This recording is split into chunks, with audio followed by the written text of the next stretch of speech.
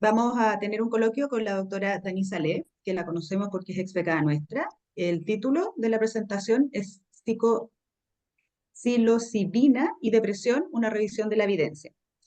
La doctora Ale hizo la beca con nosotros, así que todos la conocemos. Es médico psiquiatra de la Universidad de Chile, de la Sede Oriente, y está a cargo de la unidad de adicciones del Policlínico de Psiquiatría del Hospital de El Salvador.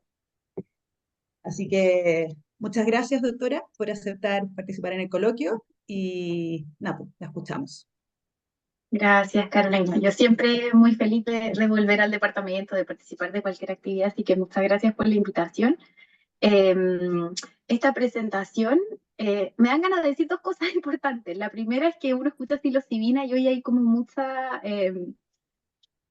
no sé qué palabra salía, no sé si es como alianza, fanatismo, pero desde ya declarar de que yo no soy una fan de la molécula, sino que fue más bien un interés por saber en qué estaba la evidencia. Este es un trabajo que no hice sola, que de hecho hice junto con el doctor Salina y con todo el GDT de ánimo, del que participan muchos de los académicos del departamento, y que expusimos en el último congreso que hubo de la Sonepsin el año pasado. Entonces, eh, ahora yo hice igual una leve actualización de este tema, aunque no hay mucho nuevo, pero quería comentarlo, ¿no? Que ha sido como un trabajo colaborativo. Así que me comentan si, Alex me comenta si se ve que tengo que poner compartir o no.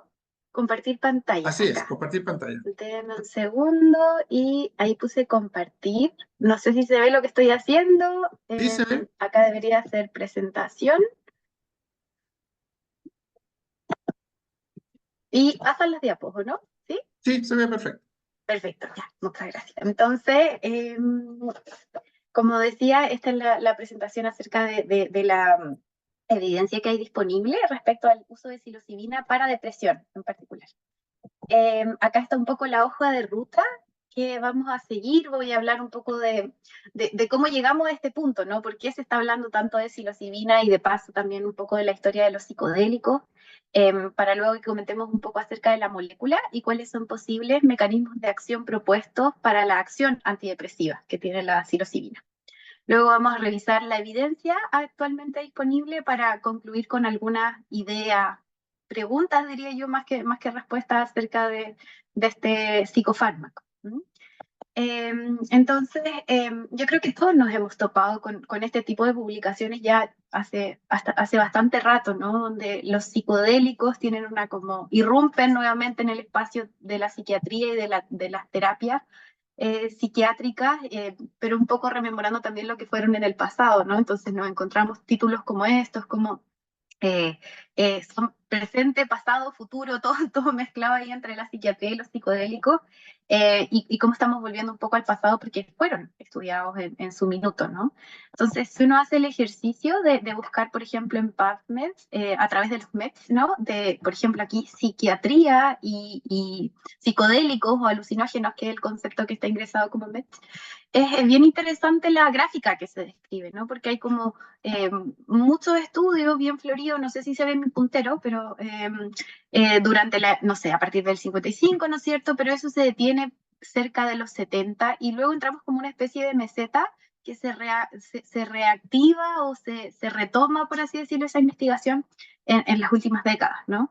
Y pasa algo muy similar, aunque levemente distinto, si buscamos ya dirigidamente psilocibina y depresión, donde habían unos poquitos estudios, pero prácticamente hubo total silencio al respecto, que se reactiva, podríamos decir, desde el 2016 en adelante. Y esta gráfica tiene una íntima relación con lo que es la historia de los psicodélicos, ¿no? Que bueno, usados desde siempre, como mucho más ligados a lo que es a las actividades más místico-religiosas. Hay la primera documentación escrita al respecto del uso de hongos psicodélicos, en ese caso hongos mágicos, está en el Códice Florentino, que era una recopilación de escritos de estudios en Mesoamérica, por ahí, por 1500, ¿no? Pero es más moderna, obviamente, el estudio más científico y riguroso de lo que son los psicodélicos. El primer renacer lo podremos marcar ahí con Hoffman, ¿no es cierto? Este químico suizo que trabajaba para la farmacéutica de Sandoz, y que hay toda una larga documentación acerca de cómo fue la síntesis y el entrar en contacto accidental con el LSD y todo lo que eso desencadenó después, ¿no? Una como muy intensa investigación en todo el ámbito de la psiquiatría para distintos cuadros clínicos, ¿no? Incluso llegó a comercializarse, o sea, se llamaba Delicid, estaba el LSD venía en cápsulas y también en una especie de como líquido ampolla que se podía beber o inyectar. Eh, y no solo eso, ¿no? En esos años fue mucho más estudiado el LSD que la psilocibina, que vino después. Entonces, de ahí a que la psilocibina no fue tan estudiada en ese periodo, pese a que igual habían estudios clínicos y investigación al respecto, ¿no?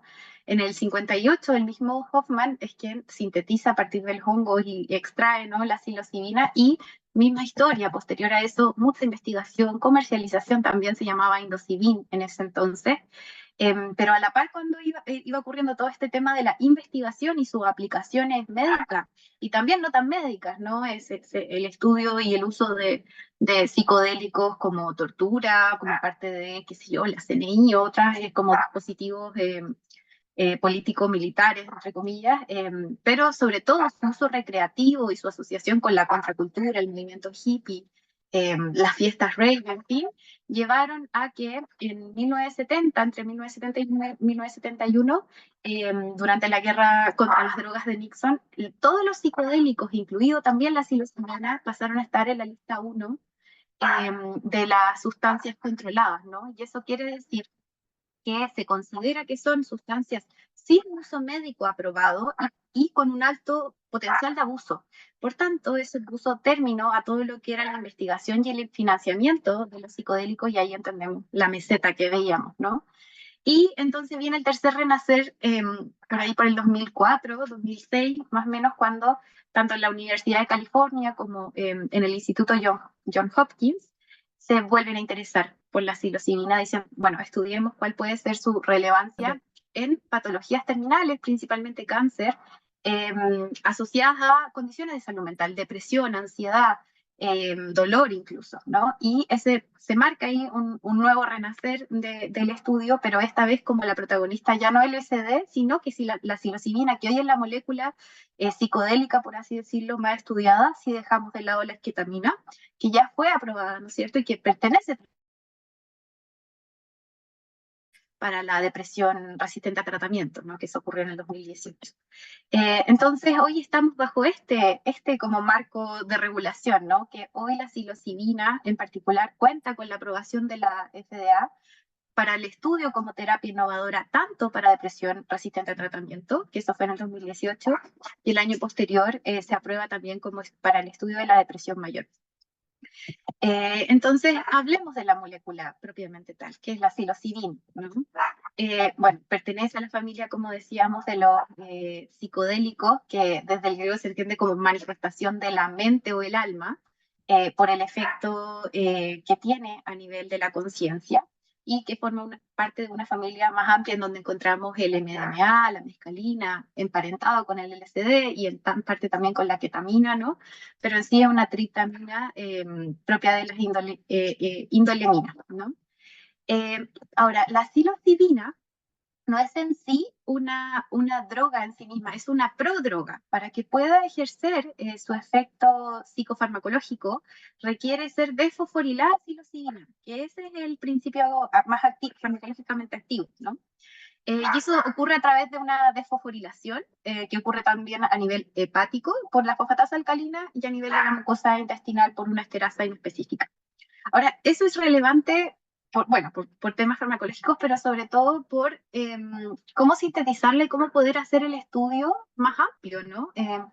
Extraer, por ejemplo, lo más viable sería, bueno, extraigamos la psilocibina desde los hongos, ¿no? Es muy poco rentable y muy poco viable a nivel farmacológico, farmacéutico, por así decirlo, hacer eso, porque del hongo solo entre el 0,1 y el 0,2% del peso seco finalmente termina siendo psilocibina. Entonces, resulta muy costoso y poco rentable, ¿no? Entonces, desde ahí que muchas laboratorios han estado buscando cómo poder mejorar estos rendimientos, y quien hoy tiene, por así decirlo, los mecanismos más sofisticados para obtener la psilocibina es Compass Pathway, que es una empresa grande, un conglomerado que se dedica a la biotecnología y que es hoy el que suministra absolutamente toda la psilocibina sintética de todos los estudios, ¿ya? Me detengo a explicar esto porque la investigación se está haciendo con psilocibina sintética, que es un fármaco con un peso molecular, que sé yo, todo exacto, y que difiere mucho de la administración de un hongo. Ya es difícil extraer psilocibina del hongo, pero además está toda la variabilidad propia de la concentración en los distintos lotes. Entonces, lo digo porque me tiene bastante preocupada el saber de colegas o qué sé yo, distintos profesionales de la salud que hoy implementan y usan un poco estos resultados para decir, bueno, administremos hongo de una forma muy poco alejada de lo que es la investigación y una medicina más precisa, más responsable, creo yo. Y por tanto creo que algo que tener en cuenta, ¿no? Hoy se usa psilocibina sintética que viene en una cápsula y es un fármaco más en la investigación. En ningún caso se administran hongos ni extracto seco del mismo, ¿ya? Ahora, la psilocibina en sí, bueno, tiene varios mecanismos de acción propuestos, pero cuando hablamos de depresión, el principal receptor involucrado sería el 5-HT2A, un receptor de serotonina, y donde la psilocibina, o en este caso, perdón, la psilocina, ejercería un agonismo parcial de ese receptor. Y esto está en íntima relación con la hipótesis propuesta hasta ahora de cómo ejerce su efecto antidepresivo, ¿ya? Yo acá voy a mostrar tres, por así decirlo, distintas hipótesis que tienen una base común, pero sin embargo hay muchas más. Estas son las que tienen más, entre comillas, como, no sé si la palabra es evidencia, pero que más se repiten, podríamos ver en la literatura, y que han encontrado alguna como evidencia en ensayos experimentales, en ensayos en animales, preclínicos, en fin, ¿no? Entonces, lo primero propuesto y que se dice mucho es, bueno, la psilocibina es un antidepresivo que tiene un efecto muy rápido, pero también duradero. ¿Cómo podríamos entender eso y cómo se llega a ese efecto? Bueno, lo más consistente es que al ser un agonista, no sé si se ve mi puntero, voy a confiar en que sí. Acá este representa los psicodélicos clásicos, entre ellos es la psilocibina, ¿no? Que tendría un efecto de agonismo parcial directo sobre el receptor 5-HT2A. Estamos imaginando, ¿no es cierto?, que esta es una neurona piramidal. Eh, Principalmente sabemos que en depresión hay toda una alteración en la sinaptogénesis y en los fenómenos de conexión sináptica a nivel sobre todo de corteza prefrontal, la capa 5 de la corteza prefrontal medial principalmente, entonces podemos imaginarnos que ahí nos localizamos ahora, ¿no? Entonces, si hacemos un zoom a esta sinapsis, veríamos que al administrar la psilocina, que ya está metabolizada, se acopla a este receptor, lo que genera a nivel presináptico un aumento importante de la liberación sináptica de glutamato. ¿Ya? Sería el glutamato la molécula inicial de toda esta cadena, aguas abajo del efecto rápido pero sostenido del antidepresivo en este caso. Y lo que hace el glutamato es unirse a los receptores postsinápticos AMPA y de ahí generar una corriente de movilización de calcio, pero que se traduce en un cambio en la transducción a nivel génica, ¿no? Y de la expresión de moléculas y de proteínas que están involucradas directamente en la sinaptogénesis y en la neuroplasticidad, podríamos decir, en términos más amplios, ¿no? Entonces, ese efecto se vería de forma muy rápida, pero también de forma sostenida. O sea, si yo administro la psilocibina en una única ocasión y después realizo el estudio sináptico de esto se perpetuaría incluso entre las 6 hasta 12 semanas, ¿no? Y lo otro que apoya muchísimo la relevancia que tiene el receptor 5-HT2A es que cuando se administran bloqueadores de este receptor, como puede ser la ketanserina, vemos dos efectos, uno clínico y otro, podríamos decir, celular, ¿no? Como a nivel clínico, en población general, ¿no es cierto? Si yo administro ketanserina, se bloquea la experiencia psicodélica, podríamos llamar, el efecto eh, propiamente de la experiencia mística, ¿no? Pero a nivel de sinaptogénesis vemos que nada de esto, del cambio en la transducción, ni en la síntesis de proteínas, ni la arbolización dendrítica, podríamos decir, ocurre. Por tanto, ahí decimos, bueno, parece que este receptor es sumamente relevante para que esto se lleve a cabo.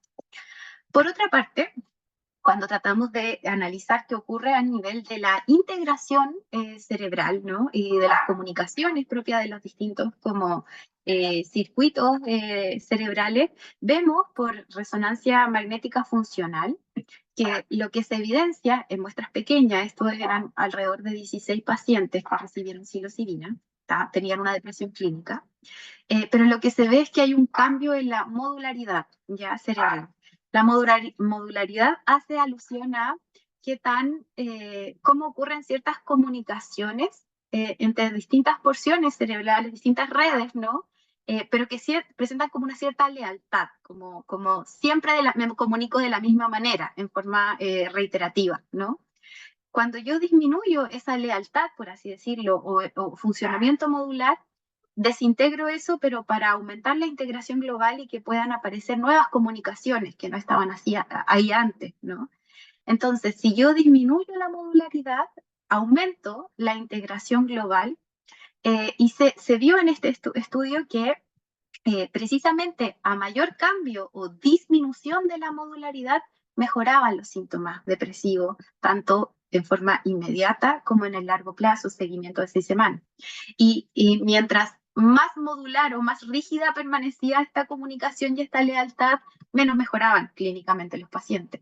Ahora, ¿por qué también resulta muy interesante y muy bonito esta apreciación? Es porque precisamente redes que están muy densamente pobladas por receptores 5-HT2A, como es la red por defecto, ¿no?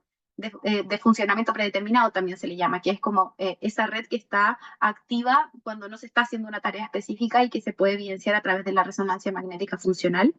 Se ha visto que en depresión esta red está hiperactivada y que se correlacionaría con los fenómenos de rumia mental, rigidez cognitiva, la triada cognitiva incluso se puede apreciar en esto, como estar hipercentrado en modo alerta también en estos rigidez y pensamientos negativos, distorsión, ¿no?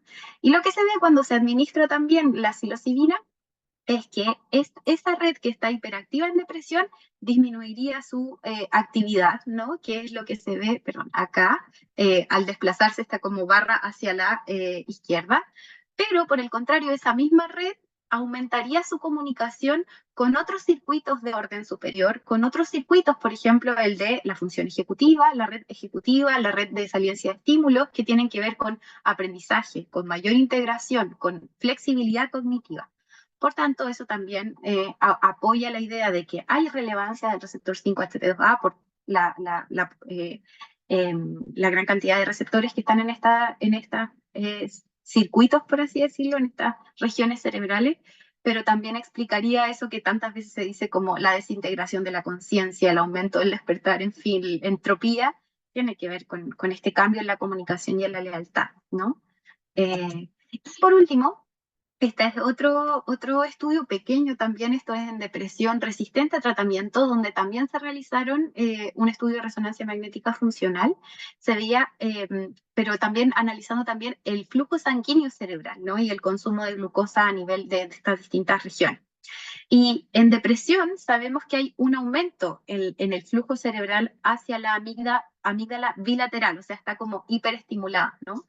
Y lo que se vio en este estudio es que posterior a la administración de psilocibina, ese flujo sanguíneo disminuía hacia la amígdala también de forma bilateral, pero que ese cambio a nivel de perfusión se correlacionaba también con la mejoría de los síntomas depresivos, ¿no? Y entonces ahí en este estudio en particular se hipotetiza cómo la psilocibina tendría esta suerte de efecto reseteador a nivel de la amígdala y de todos los núcleos frontocórtico talámicos, ¿no? Y también que están involucrados en lo que es los síntomas depresivos, el estado de hiperalerta, la regulación o el procesamiento de la información emocional, ¿no? Como decía antes, estas son algunas de las hipótesis que tienen algún correlato en la evidencia respecto al efecto antidepresivo de la psilocibina, pero hay más al respecto, ¿ya? Ahora, todo esto que suena tan bien y suena tan maravilloso, se traduce en lo que estamos viendo en los resultados clínicos. Les pido disculpas por esta diapositiva que tiene un montón de letras chicas y espero que se vea bien. Pero lo que quiero señalar son algunos datos puntuales, ¿ya? Lo primero es que estos son algunos estudios que hay para depresión. Lo primero que señalaría es que son bastante recientes, ¿no? O sea, el primer estudio que tenemos en depresión es del 2021 en adelante. Y eso precisamente tiene que ver con el tema de la aprobación o la validación de los estudios en psilocibina para depresión mayor, ¿bien? ¿Qué es lo que encontramos en la gran cantidad de estudios? Bueno, que son estudios con N bastante chicos, ya son, hablamos, no sé, 24 pacientes. Esta es la misma corte, de hecho, esta es una extensión de este estudio, ¿no? 59, qué sé yo, 100, no pasa mucho de... La gran mayoría, y por no decir todos los pacientes que han sido estudiados ahora, pertenecen a población blanca. En su mayoría también los estudios suelen incluir mujeres, lo que tiene sentido considerando que la depresión es más prevalente en las mujeres también. Pero lo que nos complica bastante es que todos los estudios tienen su propia protocolo, por así decirlo. Algunos se encargan de hacer una única administración de psilocibina, otros son dos con separación de 3 semanas, 6 semanas. Usamos indicadores clínicos distintos, ¿no? Escala de Hamilton, la escala de presión de Beck, en fin, el BDI, ¿no? Lo que hace que sea difícil igual como homogenizar lo que se va encontrando en esos estudios, ¿no? Ahora, quisiera mostrarles este que fue muy citado, muy publicado, porque apareció en el New England en el 2021, ¿no? Que corresponde a este estudio, ¿no? De psilocibina, en un estudio que se comparó con escitalopram, ¿ya? Eran 59 pacientes en total que se dividieron en estos dos grupos y lo que hicieron los investigadores en este caso era hacer dos pruebas, por así decirlo, o sea, dos administraciones de psilocibina, siempre y todos los estudios son en un contexto de terapia asistida por psicodélicos. O sea, no es que yo llego y le administro únicamente el fármaco, hay todo un contexto terapéutico donde el paciente se evalúa antes, se prepara, luego se administra la sesión de administración y posteriormente se tiene una sesión de integración, ¿no? Entonces, siempre es acompañado de terapia. Todos los estudios que se han hecho hasta ahora con psilocibina es con terapia también, y es psilocibina sintética. Y bueno, lo que se hizo fueron dos de esas sesiones, pero se contrastaba que al grupo de psilocibina que recibía la dosis activa, que eran 25 miligramos, en el intertanto se le administraba una pastilla que era placebo en el día a día versus al brazo que iba por el escitalopram, que ellos recibieron escitalopram 10 miligramos las primeras 3 semanas y luego recibieron escitalopram 20 miligramos en la segunda fase de la semana 3 a la semana 6. Y cuando tenían esta sesión de psicoterapia con psicodélicos, solo se le administró 1 miligramo de psilocibina, lo que no llega a tener el efecto psicodélico propiamente tal. Y se compararon los resultados. Y bueno, ¿qué encontraron en este estudio? Que usó el inventario de sintomatología, era un autoinforme, autorreporte de cómo estaban los síntomas al inicio y a los 6 semanas. Bueno, no hubo diferencias significativas. Si bien uno veía y decía, hoy parece que le está yendo mejor en la psilocibina, sí, pero no despegó y no alcanzó relevancia clínicamente significativa, perdón, estadísticamente significativa la diferencia con el escitalopram. Solo se vio ahí a la semana 6, que es aquí como cuando se dejan de tocar los bracitos, pero tampoco pudieron, eso fue un análisis post estudio y que no había sido contemplado en primera instancia como un outcome principal, ¿ya? Entonces quedó como antecedente, podríamos. Entonces no le fue tan bien, o sea, se podría decir que hay un efecto antidepresivo, sí, pero que no parece ser distinto, por ejemplo, a lo que obtenemos del escitalopram, con todo el contexto que implica la administración de psilocibina, ¿no? Estos son otros dos estudios posteriores, estos son del año pasado, que lo que rescataría de ellos, entendiendo que también son en pequeños y tienen como los mismos criterios de selección, por así decirlo, de los otros, es que aquí no usaron la dosis estándar de 25 miligramos de psilocibina, que es una dosis más bien alta, sino que usaron dosis intermedias definidas por claro, por masa corporal. Ya aquí usaban 0,25. Una persona de 70 kilos acá recibía más o menos 17 miligramos de psilocibina y en este caso eran 21. ¿Ya? Entonces trata de hacer una cierta estandarización más que una dosis fija. Y bueno, los hallazgos fueron similares, encontraron reducción de los síntomas antidepresivos, que eran con placebo, susamanitol, niacina, o sea, perdón, el placebo o el ensayo control no es con el fármaco activo, sino que con alguna sustancia que simule el efecto de administración no psicodélico, ¿no? Y este estudio es interesante, el de Robinson, que también es del año pasado, porque ellos tuvieron una muestra mixta, podríamos decir. Había pacientes con depresión y pacientes que también cumplían el criterio de depresión resistente a tratamiento, que eran menos del 12% de la muestra, ¿ya? ¿Y qué ocurre acá? Bueno, ellos le dan, la gracia de este estudio, perdón, es que ellos usaron niacina para el cegamiento, ¿no? Y como control, lo que es un poquito novedoso porque la niacina, que es B3, que es vitamina B3, tiene este efecto como de genera cierta rubicundez, como sensación de hormigueo, calor facial, porque el cegamiento es todo un tema en estos estudios. Ya es muy fácil el desenmascaramiento, o sea, el paciente predice prácticamente con un 90% de certeza cuándo recibió o no recibió psilocibina, ¿no? Porque el efecto es tan evidente en el psicodélico, entonces eso interfiere muchísimo con el ciego, con el cegamiento del estudio, pero también interfiere muchísimo con la continuidad, porque se ha visto que en todos los estudios hasta ahora realizados, los pacientes adivinan y el brazo de control que no está recibiendo psilocibina pierde participantes, ¿no? Hay un mayor como abandono. Y eso obviamente repercute en la interpretación y finalmente cómo se lleva a cabo, como la robustez del análisis estadístico, ¿no? Y es un gran problema. Ahora, me distraje muchísimo diciendo esto, este estudio que le estaba comentando, ¿no? Que era de depresión y depresión resistente a tratamiento, una muestra de 104 pacientes, recibían una sesión de psilocibina versus la niacina para cegar, ¿no? Y todo esto en contexto de terapia asistida por psicodélico.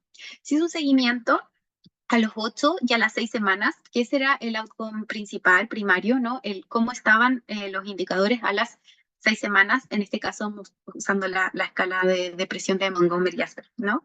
Y lo que se vio fue que, sí, efectivamente, si los comparábamos, tanto en el día 8 como en la semana 6, era estadísticamente significativa la reducción de los síntomas depresivos que se experimentaba cuando se había recibido psilocibina versus el placebo, ¿no? Que era la niacina. Pero, sin embargo, cuando miramos también resultados secundarios, como es la respuesta sostenida a tratamiento a las 6 semanas y la remisión de síntomas, no le fue bien a la psilocibina y no había diferencia con la niacina, que ni siquiera era un antidepresivo, ¿no? Entonces, hay algo ahí que se va repitiendo en estos hallazgos y que tiene que ver con un efecto antidepresivo real y documentado, pero que no logra alcanzar el impacto clínico de respuesta o remisión cuando se compara ya sea con placebo o con otros antidepresivos. ¿Mm? Este era el gráfico de la reducción de síntomas depresivos, ¿no? Y estos son los ensayos, me voy a mover para acá. Estos son los ensayos, los estudios que hay hasta ahora, que son de antes, porque si recordamos, la FDA había aprobado primero el estudio de psilocibina para depresión resistente a tratamiento antes que para depresión mayor. Entonces, estos datan del 2017. Son 3 los que tenemos hasta ahora. Uno de ellos es un ensayo de etiqueta abierta, el de Carhart Harris. Y el más importante hasta ahora, porque es el más grande a la fecha, es el de Goodwin, ya en depresión resistente a tratamiento, que estaba definido por, en este caso, 3 ensayos clínicos con antidepresivos en dosis, tiempo y qué sé yo, apropiado, sin respuesta, ¿no? Y es muy relevante este estudio, el de Goodwin, porque, bueno, también fue muy, muy comentado, aparece en el New England en el 2022. Dividieron a estos 233 pacientes en 3 grupos, que era una única dosis en terapia asistida por psicodélicos, terapia en el fondo con todo el contexto del terapeuta, en grupo de 25 miligramos, grupo de 10 miligramos como una dosis intermedia y el placebo o control activo con 1 miligramo. Ahora, lo relevante de este estudio es que ellos fueron más osados porque los criterios de exclusión son muy amplios, o sea, todos los estudios excluyen luego se los voy a comentar, pero qué sé yo, pacientes bipolares, pacientes psicóticos, pacientes con antecedentes familiares de bipolaridad o psicosis, o qué sé yo. Entonces, va haciendo que la muestra sea hiperseleccionada. Ellos se aventuraron y dijeron, no vamos a excluir antecedentes con suicidalidad, ¿no? Y veamos qué pasa. ¿Qué vieron ellos en sus resultados? Bueno, que aquí usando también el MATRS, la diferencia, esto era el estudio a las 3 semanas de los síntomas depresivos cuando se había usado 25 miligramos de psilocibina versus 1 miligramo de psilocibina era estadísticamente significativo. O sea, los 25 miligramos reducían más los síntomas antidepresivos.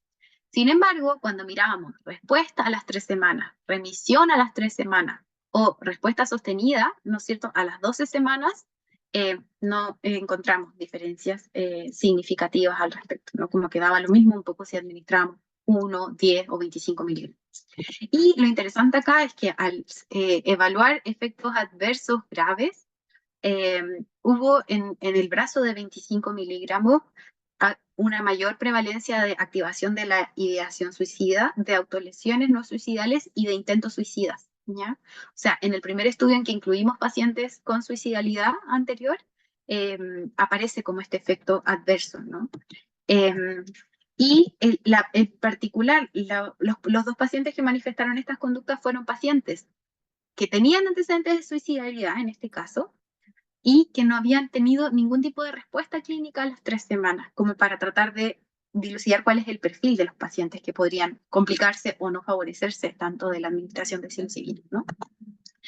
Entonces, ¿cómo podríamos reducir o resumir más bien la evidencia disponible hasta ahora? Bueno, vemos que en general los estudios tienen una alta heterogeneidad, sobre todo en su diseño, o sea, en cuanto a resultados primarios, secundarios, cuánto dura el protocolo de administración, el tiempo de seguimiento, qué placebo usan, o sea, cada estudio es un mundo en sí mismo, entonces eso obviamente dificulta el poder como darle mayor robustez, y extrapolarlos esos resultados a otras poblaciones, ¿no? Por otra parte, hemos visto que todos los ensayos son con N bastante pequeños, pero con muestras que son súper homogéneas. Diríamos que prácticamente lo que se está estudiando es población blanca, eh, por así decirlo, con un alto nivel socioeconómico, en su mayoría son mujeres cercanas a los 40 años o alrededor de esa edad, y que cerca del 30% de las muestras en todos los estudios han tenido experiencia antes con psicodélicos, y prácticamente todas las muestras son autoseleccionadas, ¿ya? Eso es importante porque nos abre la pregunta de qué tan extrapolables son estos resultados también a otras poblaciones, a otras etnias, a otros pacientes con otro perfil sociodemográfico, por así decirlo. Eso está en veremos, si es que aparecen más estudios, ¿no?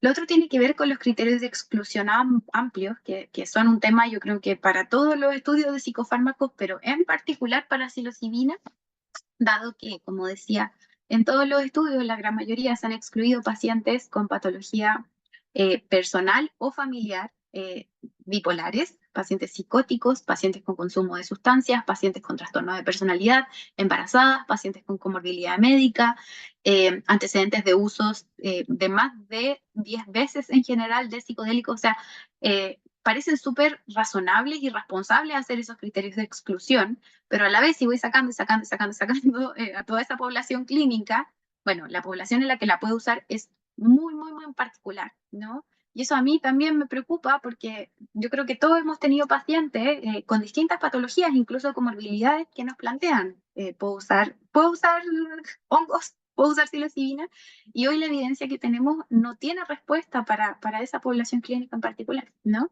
Ahora, otro tema relevante tiene que ver con que todos los estudios hasta ahora usan la terapia asistida por psicodélicos. En ningún caso se administra la psilocibina fuera de ese contexto, así como tómese esta pastillita y vemos, ¿no? Y eso tiene relevancia porque cómo distinguimos también el impacto o la contribución clínica que hace el tema de estar en psicoterapia en sí para la mejoría, pero también por los costos de tratamiento. Hoy se estima que, dado el costo de la síntesis de la psilocibina y todo el contexto de formación, porque son 2 terapeutas que tienen que estar en al menos 3 sesiones que duran cada uno como 4 horas, en fin, ya, todo ese contexto hace que hoy una terapia asistida por psicodélicos, una sesión, cuesta alrededor de $11.500. Entonces, si esto llegara a funcionar, también cabe la pregunta, ¿quién va a poder acceder a esto? ¿No? Hoy, ¿a quién podríamos otorgarle o ofrecerle más bien este tipo de tratamientos con los costos que implican? ¿No? Por otra parte, está el aspecto del lavado de antidepresivos. Prácticamente todos los ensayos están haciendo un lavado que implica que tienen que retirar cualquier antidepresivo previo a, por dos razones. La principal es por el riesgo de síndrome serotoninérgico que implica el uso de psicodélicos. Entonces, asociar un psicodélico, en este caso psilocibina, a cualquier antidepresivo, sobre todo en la línea de los ISRS, teóricamente es muy riesgoso y por tanto todos han hecho lavado. Pero también nos tenemos que preguntar, bueno, ¿qué implica retirar en forma rápida, en 2 o 3 semanas, un antidepresivo, ¿no? Con el riesgo de recaída, aparición de un síndrome de discontinuación, en fin, todo lo que ello conlleva y que también interfiere con los resultados que vemos, ¿no? Y por último, también, como mencionaba hace un ratito, la dificultad del seguimiento. O sea, prácticamente todos los pacientes, aunque quieran, el protocolo esté bien hecho y hay un doble ciego, se produce el desenmascaramiento, está el factor de autoselección, de que el paciente ya llegó con una expectativa, el participante ya llegó con una expectativa, con un cierto sesgo de que desea recibir cierto tratamiento, ¿no? Y cuando adivina que no lo ha recibido, ocurre el abandono de los estudios, ¿no? Con todo el impacto que tiene, como decía, a nivel de la evaluación estadística. Acá les dejo esta tablita que es más que nada el recordatorio de lo que implica la psicoterapia asistida por psicodélicos. Hay distintos protocolos, pero en sí lo que está muy homogeneizado es que tiene 3 fases, ¿no? Las sesiones preparatorias, en donde se explora todo lo que es como, por así decirlo, los antecedentes del episodio depresivo, ciertas expectativas también, se familiariza un poco con lo que va a ser la experiencia propiamente de administración. Luego ocurre la administración, la sesión de administración del psicodélico, que en este caso es todo el tiempo acompañado por el terapeuta en un salón particular, con música, a veces se le ponen como un antifaz, ¿no es cierto? Y donde el terapeuta facilita cierta escucha activa, pero también conexión como mantenerse conectado como con la experiencia, ¿no? Y finalmente, posterior a eso, 1 o 2 semanas se suele hacer la sesión de integración, que es como reeditar o narrar qué fue la experiencia de la sesión de administración y que permite consolidar como los cambios ocurridos durante la terapia, ¿no? Ahora, ¿qué pasa con los resultados?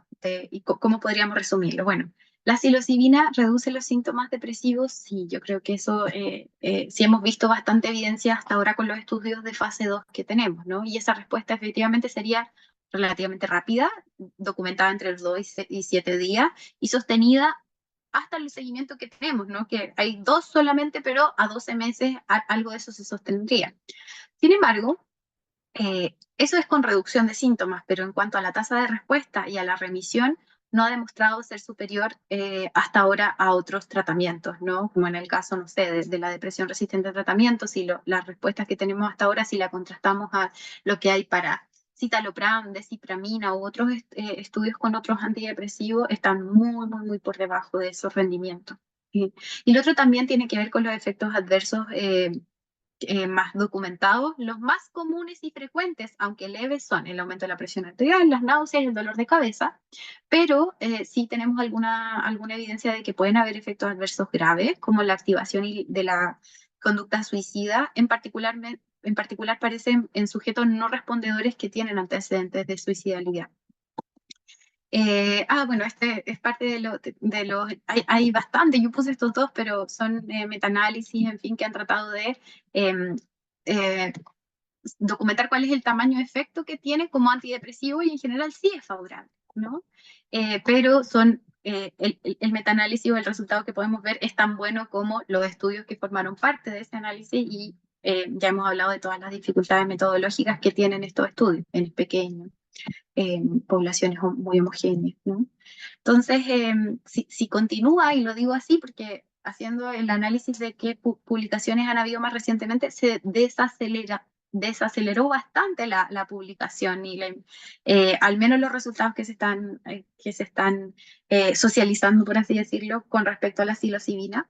Pero de continuar, que yo creo que de todas formas va a pasar, tiene un montón de desafíos la investigación, ¿no? Desde algunos factores que tienen que ver con el financiamiento, eh, los que hasta ahora son de muy corto plazo, todos los estudios que se han hecho. Hay mucha autoselección, pero a la vez como una expectativa o sesgo de que va a funcionar, pero también está todo el estigma social que hay con respecto al uso de esta sustancia que también ha sido una droga de abuso, ¿no? Los sesgos de las expectativas, lo variable de la experiencia, la necesidad de psicoterapia asistida, cuál es el potencial de abuso en el largo plazo, ¿no? Y bueno, obviamente los criterios de exclusión que hasta ahora son bastante eh, rigurosos, pero precisamente es porque tuviéramos cierto temor también de qué pasa si empezamos a como administrar este tipo de sustancias a otras poblaciones, ¿no? Entonces, para concluir, podríamos decir que la psilocibina parece ser un regulador serotoninérgico a través del receptor 5-HT2A y que a través de esa vía generaría todos estos cambios en la plasticidad neuronal, integración de redes y también cambio en la perfusión que implican una suerte de reseteo o cambio en la integración y que por tanto eso llevaría a la respuesta antidepresiva. Hay un efecto antidepresivo tanto para depresión como depresión resistente. Ya habría una disminución de estos síntomas. eh, y asociado también hasta ahora con un bajo perfil de efectos adversos graves, pero eso es porque también hemos excluido a los pacientes que sospechamos que pueden responder de forma más grave, ¿no? Entonces también está por definirse cuál es una población de riesgo, o podríamos decir una población de exclusión que no debería recibir este tipo de tratamiento, ¿no? Y finalmente, creo que hay que mantenerse muy cautelosos en cuanto a cómo interpretamos los resultados que hay hasta ahora, dadas las importantes limitaciones metodológicas que existen. Y todavía faltan, yo creo, los estudios de fase 3 si se llegan a cursar para poder saber si efectivamente este tratamiento es más eficaz y seguro de lo que tenemos disponible en la actualidad, ¿no? Que tiene varios desafíos particulares por cómo funciona en sí los psicodélicos. Me pareció súper interesante este análisis que hacían en este particular, en esta revisión sistemática, donde hablaban de que lo evidente que también resultaba que no podíamos dejar de mirar cómo los psicodélicos, y en particular la psilocibina, ha tenido toda una progresión en cuanto a expectativas y en cómo efectos sobre los medios de comunicación, que se ve muy bien frente a todos los avances tecnológicos, cuando hay alguna innovación tecnológica que se describe como el hiperciclo de Gartner, ¿no? Donde frente a algún descubrimiento o innovación existe un enorme pic de expectativas, como que parece esto nos vino a salvar o a solucionar todo aquello que no habíamos podido gestionar desde tal lugar, ¿no? Pero que rápidamente, en la medida en que se empieza a poner a prueba esa innovación tecnológica, se llega al punto más importante de desilusión también, ¿no? No es lo que yo esperaba. Y que parece que solo el tiempo y un camino lento hacia una como clarificación nos permite finalmente llegar a la meseta más útil respecto a una posición realista, ¿no? ¿Cuánto podemos pedirle en qué nos puede ayudar y en qué francamente no nos va a ayudar y no puede, ¿no? Como una aplicación más sensata, más prudente, pero para esta innovación, ¿no? Entonces eso a mí me hace preguntarme hoy como en qué punto de este hiperciclo podríamos encontrarnos con los psicodélicos. Y bueno, como decía al inicio de la presentación, más que conclusiones, son algunas preguntas que falta mucho por resolver, creo yo, como cuál es con más precisión quizás el mecanismo de acción que tiene la psilocibina y cómo ejerce su rol antidepresivo. Si es necesario también el efecto psicodélico para obtener resultados. Es una pregunta interesante porque se ha visto que algunos pacientes que reciben, por ejemplo, ketamina intraoperatoria, donde en teoría no están conscientes, despiertan y están mejor del ánimo, disminuyen sus síntomas depresivos. Entonces, uno diría, ¿es necesario o condición sine qua non para que tengan su efecto antidepresivo el estar consciente con todo este efecto psicodélico? ¿Cuál es la dosis óptima? ¿Cuáles son los efectos adversos que pueden haber en el largo plazo? Potencial de abuso. ¿Cuál es el rol que tiene la psicoterapia asistida? Si la sacamos, si la mantenemos, como cuánto de eso contribuye también a los resultados que estamos teniendo, quiénes son los candidatos más óptimos, quiénes deben ser excluidos. y finalmente sí, es un mejor tratamiento realmente versus lo que tenemos hasta el día de hoy. Eso, muchas gracias a quienes sea que estén ahí por la invitación, como decía, y espero que haya sido de utilidad esta presentación. No, hay bastante gente, se sumó harta gente, Danisa. Ah, ni supe. Así que, sí, que cuando uno presenta no cacha nada. Así que eso. Bueno, yo te felicito nuevamente por la presentación. Sigo pensando que es una presentación muy, muy buena. Eh, Que hicimos juntos. Hicimos juntos, entonces, claro, es que si uno lo dice eso, queda como que me estoy tirando así como al agua yo mismo, y suena feo, pero tú lo haces muy bien, está muy, muy bien la presentación, ¿ya? Y el doctor Florenzano, se tuvo que retirar, dijo que él encontraba que era excelente también, así que, bueno, es lo que ha pasado siempre, esta presentación no es la primera vez que se hace, la hemos visto un par de veces ya, y siempre ha tenido muy buena acogida. Así que los dejo, quienes quieran hacer alguna consulta, alguna pregunta, algún intercambio, están los becados, no sé. Les abro la palabra. Hay una pregunta justamente acerca de eso ahí en el chat. Dice, ¿actualmente se está haciendo alguna experiencia clínica, doctora Ali? Hay que hacer como experiencia clínica Yo de creo que ensayo. está pensando en que se está aplicando con pacientes en alguna parte, si hay algún lugar donde se esté haciendo eso. Sí, se están administrando, pero insisto, como decía en un minuto, ¿no? Lo que se está administrando y lo que están haciendo ahí es darle hongos a los pacientes. Lo que se está investigando es psilocibina sintética en un contexto clínico de terapia asistida por, ¿no? Entonces, es como si fuera una suerte igual de deformación, ¿no? Es como, no sé, la diferencia entre administrarle un antidepresivo, no sé qué, y digo, ah, ya le voy a dar agüita de San Juan, ¿no? Como en una casa mientras toco el cultrún, como que no sé si es exactamente lo mismo, habrá alguien que piense distinto, pero así me llega a mí esa distorsión y deformación de lo que se hace de la aplicación clínica.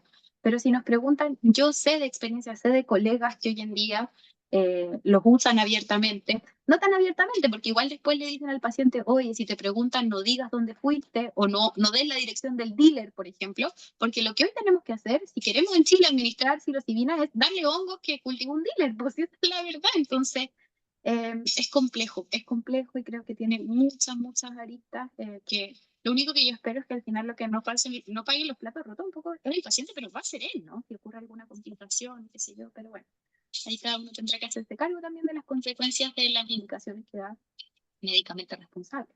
¿No? Sí, además nos pasamos al otro tema que es relevante en esta cuestión, pues, que son los productos naturales, entre comillas, ¿cachai? Cuando tú estás administrando hongos de esta manera, digamos, lo que estás haciendo no es muy distinto a lo que decías tú, pues. Una hojita de hierba San Juan, digamos, un tecito de marihuana, qué sé yo. Hay tantas cosas que la gente recomienda para estas cosas, digamos, y que, claro, no tienes ninguna certeza de qué cantidad de la molécula activa le estás dando a alguien pensando, ponte tú, los hongos son un poco distintos, pero cuando uno habla de plantas en general, la cantidad de componente activo que tiene una planta difiere mucho si esta planta estuvo plantada en un cerro, digamos, a todo sol, o si la planta estuvo a sol, sin sol, digamos, y muy bien regada, digamos.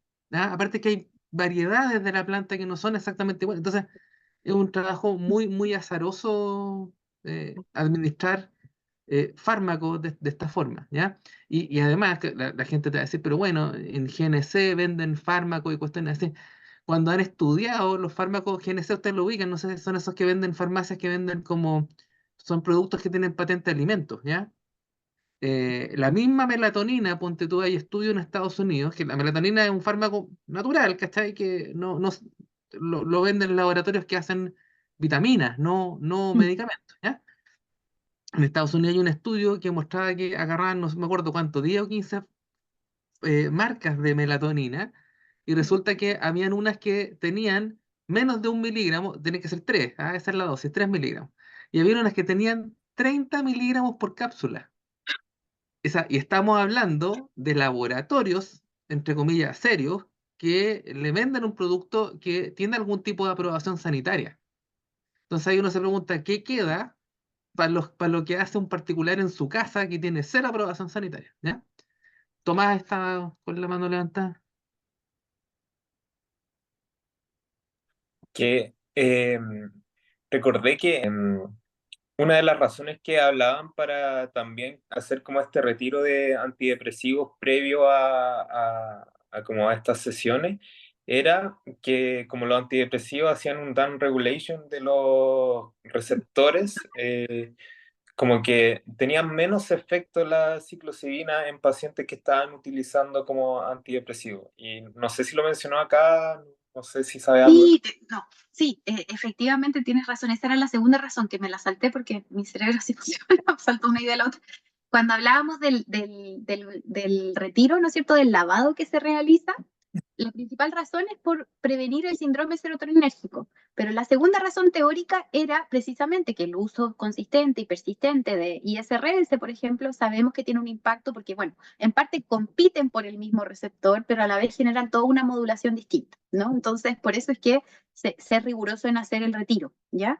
Hay un estudio abierto donde incluyeron, creo que eran como 50 pacientes, en donde no era abierto en el sentido en que los pacientes sabían que iban a recibir psilocibina, pero les pidieron que mantuvieran su ISRS, fluoxetina, citalopram, sertralina, y ahí evaluaron si solamente dos indicadores, si había experiencia mística, si finalmente había la experiencia, por así decirlo, de psicodélica propiamente tal, y si había mayor incidencia de efectos adversos en la línea de lo que ellos sospechaban, ¿no? Síndrome serotoninérgico. Y no ocurrió. Los pacientes lo toleraron bien. Igual hubo experiencia psicodélica y no hubo mayor relevancia. Entonces, parece que es más bien teórico, pero también, o sea, parece importante igual tomar esos recuerdos, ¿no? Y ese ensayo te lo puedo compartir, como te digo, fue como poder responder un poco esa pregunta, no tenía que ver tanto con el impacto de antidepresivo o no antidepresivo, sino que si ocurrían finalmente estos eventos que se sospechaban que podían tener algún correlato por el receptor 5HT2A. Efectivamente, pero hasta ahora se sacan y entonces han sacado, ese era como el preámbulo para decir, oye, en una de esas no es necesario retirarlo, porque los pacientes sí reportan síndrome de discontinuación, tenían recaídas sintomáticas también, entonces eso, todos son factores que van agregándose y para complejizar aún más el análisis que podemos hacer de esos resultados. Nahuel, Hola, ¿me escucho? Mi internet está un poco malo. También quería agradecer a la doctora Le por la presentación. Me parece muy relevante que estemos actualizados sobre estos temas, estas terapias emergentes. Y también quería comentar un poco con respecto a este tema de los sesgos, de que no solo lo podemos tener nosotros, sino también me parece relevante destacar el tema de los pacientes y sus familiares. Me recuerda una experiencia que tuve también en el Horvitz con un paciente hospitalizado que estaba cursando un cuadro depresivo que estaba siendo un poco difícil de manejar. La familiar que era muy preocupada me consultó sobre el tema, me dijo los hongos. Me dijo, ¿por qué no probamos los hongos si está hospitalizado? Es una terapia natural, lo vi el otro día en el matinal y como probé no perdemos nada, me decía. Entonces ahí está como también la relevancia de nosotros como tener conciencia también de nuestro propio como sesgo, por así decirlo, y estar como actualizados con respecto a la evidencia científica para poder también exponer eso de buena forma a los pacientes y sus familiares, porque creo que esto cada vez con como la universalización del acceso a la información, van a haber más consultas respecto a estas temáticas que tal vez antes no era tan frecuente y ahora cada día lo vamos a ver más, así que muchas gracias por la presentación. Eso también. Habrá algún psiquiatra que le diga, me parece excelente, tráigame los honguitos, los consigue, y habrá otro que sepan, y habrá otro que diga, bueno, voy a revisar la evidencia como haría cualquier otro, ¿no? Si me dicen, oye, sí, pero como cuando los pacientes dicen, vi que hay un tratamiento, no sé dónde, si uno no sabe, revisa, ¿no? Pero claro, como que creo que tener alta cautela y, insisto, ser muy consciente de la propia perspectiva, porque no somos totalmente imparciales y objetivos, ¿no? Yo creo que es ninguna decisión que tomamos, estamos teñidos pero bueno, el ejercicio responsable yo creo que de la medicina implica eso, pues tratar de alejarnos de eso y refugiarnos en lo que, bueno, no, es más objetivo, más, no sé, científico, como llaman, la evidencia. La evidencia es todo. Sí. Sí, yo creo que esa en parte es la actitud, pues tratar de, no sé si Mm. refugiarse es la mejor palabra, digamos. Yo creo que, claro, ¿no? A veces se siente como medio refugiado por la ciencia porque algo te apoya de alguna forma. Después uno se da cuenta que la ciencia estaba mala y bueno, había que cambiarla, digamos. Pero ese es el rol que tiene la ciencia a lo largo de los años, pues que es evolutiva, va cambiando y es parte de la salud, entre comillas, que tiene la ciencia, pues, ¿cachai? Esto de autocorregirse. eh, Quizás de aquí a unos años más estamos hablando de que, bueno, que en realidad finalmente descubrimos que la psilocibina era bacán. Pero no parece apuntar para allá la cosa. De todas maneras, no, da la sensación por lo que hemos visto últimamente Sí. que Y se ocurre no prende como, mucho. Mm. sí, no, y que se ocurre como que yo primero como que, qué alegría, ¿no? Como que bueno, como que creo que tenemos que tener esa apertura de decir si funciona bien, pero también como y si no funciona bien también, ¿no? Como que creo que abanderarse, ya sea por radicalmente decir, no, esta cuestión no, es droga, es veneno. Bueno, hay otras cosas que también lo pueden ser, ¿no? Nuestros fármacos, no sé, hablamos de los benzodiazepinas, cuánta adicción provocan y sabemos de eso y lidiamos con eso, tenemos un montón de fármacos. Hay métodos para regularlo, eso creo. Pero por otra parte también, como idealizar y decir como es natural, porque Diosito nos dejó la planetita, entonces, ¿cómo no nos va a servir? O sea, creo que esos modos más radicales quizás son los que a uno le preocupan y bueno, cómo mantener un camino ahí, el camino al médico, como dirían en no sé, sí, pero bueno, si funciona, Andrés, buenísimo. Sí, doctora, ¿se escucha? Sí. Hola, agradecer también lo mismo que compañeros. Una última duda en relación como a esta eh, no desilusión, pero en el fondo objetivar hacia dónde va la tendencia de lo que muestra la evidencia en cuanto a depresión. ¿Existe algún otro ámbito en el cual sí vaya cumpliendo alguna mejor expectativa, no sé, trauma, ansiedad? eh, Sí, mira, yo ahí te voy a ser súper honesta, no he revisado muy acuciosamente la evidencia para otros diagnósticos, ¿no? Porque es bien distinto, sí, pues, o sea, en estricto rigor, uno podría decir, bueno, quizás no está depre es esto, pero ¿qué pasa con, como tú dices, trauma, qué sé yo, ansiedad, otros cuadros clínicos? En lo que se está estudiando más en trauma no es psilocibina, igual se han incluido algunos estudios, ¿ya? Pero es más MDMA, ese es el que tiene como la aprobación FDA para, ¿ya? Y Ujú. al menos de lo que yo he revisado, que insisto, quiero ser súper responsable, no es una relación como esta, no me siento como con tanta cansa como para decirte, mira, pero es bastante similar también, ¿no? Como que están las mismas preguntas porque el marco sigue siendo el mismo. Igual se administra siempre con psicoterapia asistida, entonces el impacto que eso tiene y la variabilidad enorme que hay en los modelos, o sea, perdón, en el diseño del estudio, ¿no? Uno con otro, que hace que no sean tan comparables. Entonces, hoy por hoy, si uno dice, ¿cuál es la mejor forma de administrar lo que sea? Uno dice, chuta, no sé, porque cada uno lo inventó una vez de una manera y tuvo tal resultado, ¿no? ¿Y podemos comparar esos resultados? No. Pero hasta ahora me parece que todos los ensayos han sido similares, o sea, en todos los campos de la psiquiatría, porque literal que estamos disparándole a lo que sea. Estamos disparándole absolutamente todo. Yo veía una lista de dónde se está haciendo esto, o sea, con qué patología están estudiando psilocibina para todo, para TDP, para psicosis, no, psicosis no, eso es lo que ven excluido, para pacientes TDP, suicidales, estresados, dolor, todo, como que estamos tratando de probarlo porque, bueno, quizás sí, pues necesitamos saber si hay algo en lo que sea ultra, hiper bueno y que sea mejor incluso de lo que tenemos disponible. Pero lo que puedo, de lo que yo tengo como una revisión más general hasta ahora, es que están teniendo resultados positivos en ese pequeño nicho, en esa pequeña como estructura de paratrauma, en síntomas ansiosos. También he visto algo de eso, pero algo así categórico, yo creo que todos lo habríamos visto, ¿no? Habría sido muy publicitado y probablemente ya habría aparecido entre el LUN y en todas partes, cuando uno abre el buscador, noticia de no sé qué, ya lo sabríamos, yo creo.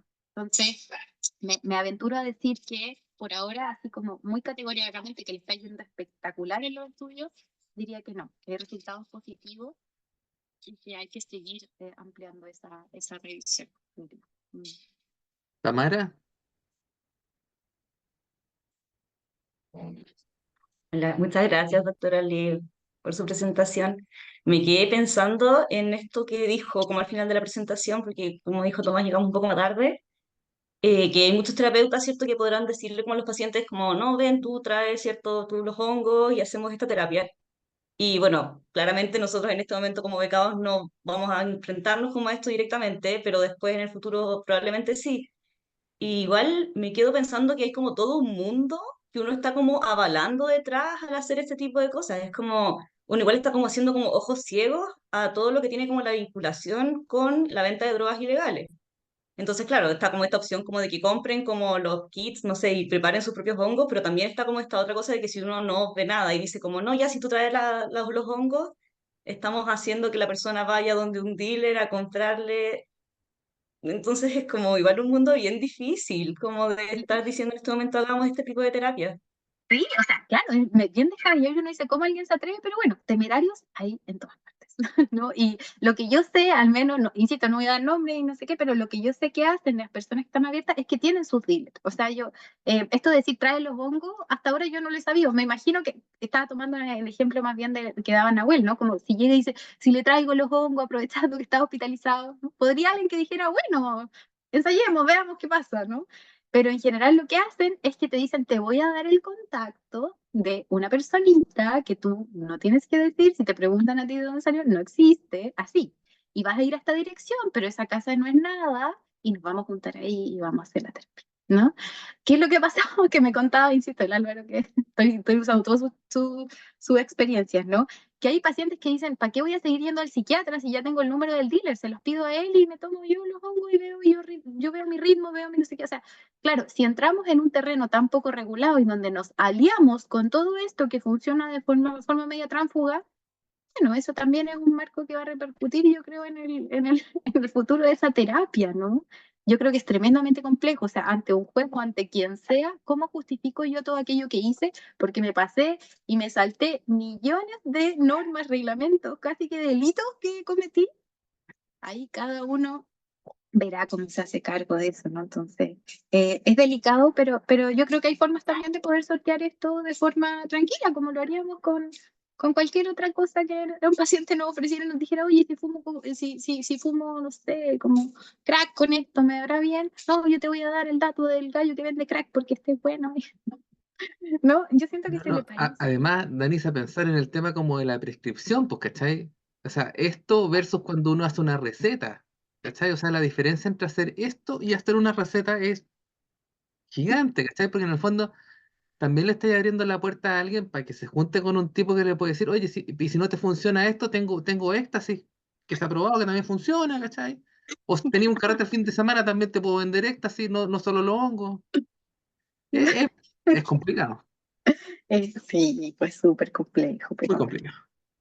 Oye, bueno, ahí me parece que no hay más preguntas ahora, bueno. así que yo creo que lo dejamos hasta acá. Te damos las gracias, Danisa, por tu buena disposición. La presentación sigue estando muy buena, así que felicitaciones. Es una opinión generalizada ya. Así que, bueno, vamos a ver qué hacemos. Quizás hacemos algo con esta presentación, Danisa. Lo estoy pensando todavía.